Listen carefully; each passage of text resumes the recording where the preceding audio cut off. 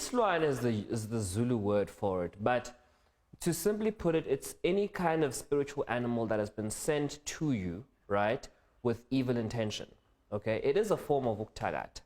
Okay, but someone can send Isilwane to you or to your house. Isilwane is the Zulu word for it, but to simply put it, it's any kind of spiritual animal that has been sent to you, right, with evil intention. Okay, it is a form of uktagat. Okay, but someone can send Isilwane to you or to your house. Or, like I spoke about last week, you can find it already there in the property. Some people bring inyanga is ithi no ngizobethela or ngizofaka abantu abadala, and then in actual fact bakufakela Isilwane. Right? So Isilwane can, every type of Isilwane has an intention.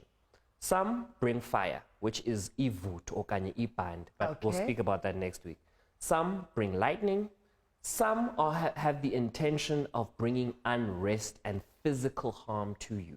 That's when you're waking up with scratches, cuts, bruises that are unexplained. The leso Isilwane is, in my opinion, one of the most dangerous because the cuts and the bruises get progressively worse. And I've seen it happen to someone at home. It is definitely something that you send intentionally to that particular individual. That could take your life, couldn't it, in its most extreme form? Left too long and allowed to progress, it could be quite fatal. Yes, I would say that. All right, so you're talking about those three. There are two more. You said there are five. The other two we'll get into a little later because they're a little bit more complex. But these are the three most common that we'll talk about over the next couple of weeks. Okay. Right. So you've broadly described that this is something that gets sent, a spiritual animal, Pofolo Isilwane, that gets sent to you, and you say that perhaps if, for example, I move into a home, I can find it there? Yes, you can find it there. Right? But remember, when you move into a home, it's either kunomuntu in terms of a spirit that passed away there and was not collected and then sent to their final resting place, and now they are haunting the space. So if the space is haunted, what you need to do is the ritual that I spoke about last week, but I'm happy to rehash it again, where you give umuntu umpago, a food for the journey, and you ask them to move on to the afterlife and leave this current residence.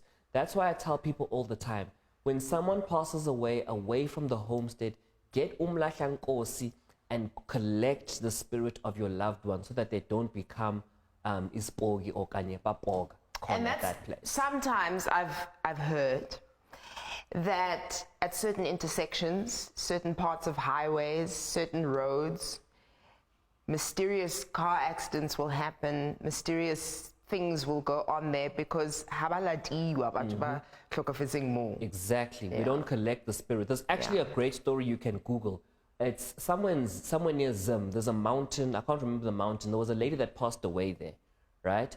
And she was actively collecting spirits up until her family came and they did the ritual for her and they collected her and took her back home. That people start passing away there. And that's why on our roads, no matter what kind of policies we implement, until we go through the process of spiritually cleansing the people that are there, because these spirits will collect other spirits, right? And that's why there's a high accident zone. Yeah, these roads, I mean, I can think of three in my mind so far that I'm not going to freak you out, but I mean, there are three roads that I can think of that are always in the traffic reports for that, you know? All right, so I'm going to open up the lines now. You can send your voice notes in. You can ask about Isilwane. You can ask about something maybe that is a presence in your home. And what you can do about it. You can even ask about going to collect spirits. I think we can broaden the conversation just for the purposes of this insert right now. And that's the voice note number that is on your screen. Siam Kiz is with us for this and for the next segment as well. Right, so you experience mysterious scratches. You experience things moving. You just experience difficulty in your own home. What can you look out for in terms of understanding that this is Isilwane? Okay, so first I would say to them, abazama intelezi kanye nembazolembe, right? These are two herbs and medicines that we make available to people. And these are very good for cleansing the space, especially if someone's just moved in or you've just had guests over. But even intelezi you can use on yourself, right, to cleanse. So tell us what intelezi actually is and how we would go about using it. Okay, so intelezi has two. Intelezi can cleanse yourself, so you can steam with it. And then on top of that, intelezi, you can bath with it. And then intelezi, what you can do is you can mix it with water and then uqhele ejardini in the house. Okay. What this does is iqosha imimoya emibi, right? But obviously ours, the one that we use, we mix other things as well in it to try and strengthen it. And obviously over the years of research, we've seen that, okay, fine, there are these types of spirits that can be in a house, and then we mix up the intelezi accordingly. Then there's one for imimoya, which is in the air. Hence we sell imbazolembe, which is something oshungisai. So you get a little hot coal, and then you'd obviously burn it, and then you would let that fill the house, right? So you can try that first. If it persists, you then need to determine whether or not it's an individual in terms of umuntu odlulele emhlabeni that is still there, or as if it's Isilwane. If you're experiencing the cuts and the bruises, then it's not umuntu, Isilwane, right? Isilwane you can't handle on your own. Oh. So I have two healers that I use, right? One in KZN and the others are in Joburg. Those are the ones where you come for a consultation, they determine the source of Isilwane, and then bazokunikeza ibhodlela elithize, right? Which is going to help, and that's going to actually chase away Isilwane, right? Return to sender, but on top of that, it's going to protect you from any other kinds of Isilwane.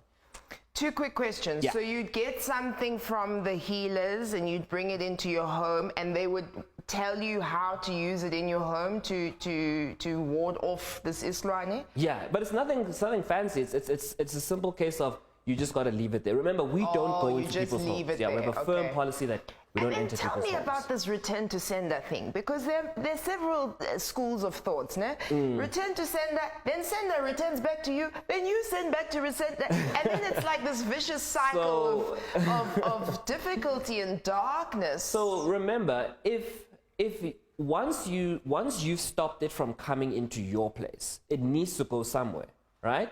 There's only one place for it to go, that which it came from. And then essentially what you do is you create a one-way valve, and that valve that it cannot return to you. But at the same time, you also protect yourself and your house from other kinds of Isilwane. So return to sender, is there a specific way you do that, or is that just in how you do the regular ritual to cleanse? Okay, so the return to sender method needs healers who know certain herbs and medicines. And obviously